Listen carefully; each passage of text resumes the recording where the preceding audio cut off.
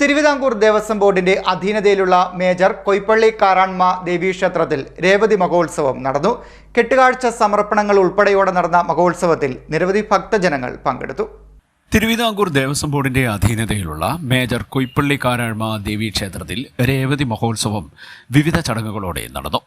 നടതുറക്കൽ, നിർമ്മാല്യ ദർശനം, അഭിഷേകം എന്നിവയ്ക്ക് ശേഷം ഊരുവലത്ത് പുറപ്പാട് നടന്നു. കുട, കാവടി, ചെണ്ടമേളം, അമ്മൻകുടം, പമ്പമേളം എന്നിവയോടുകൂടി ഇരുകരകളും പ്രദക്ഷിണം ചെയ്ത് ക്ഷേത്രത്തിൽ എത്തിച്ചേരുന്ന ചടങ്ങാണ് ഊരുവലത്ത് പുറപ്പാട്.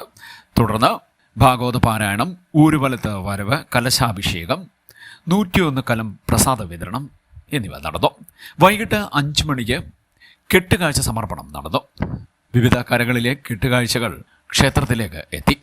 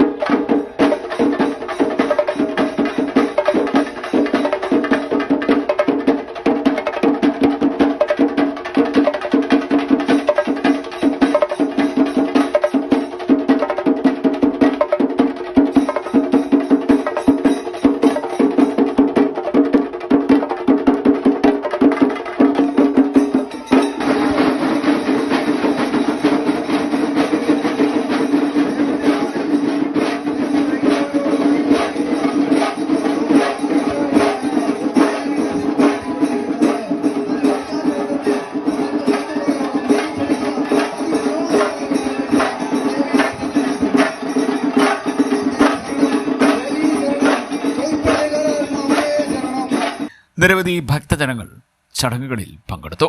ക്ഷേത്ര ഉപദേശ സമിതി ഭാരവാഹികൾ നേതൃത്വം നൽകി. CDNet news, Kayamkulam.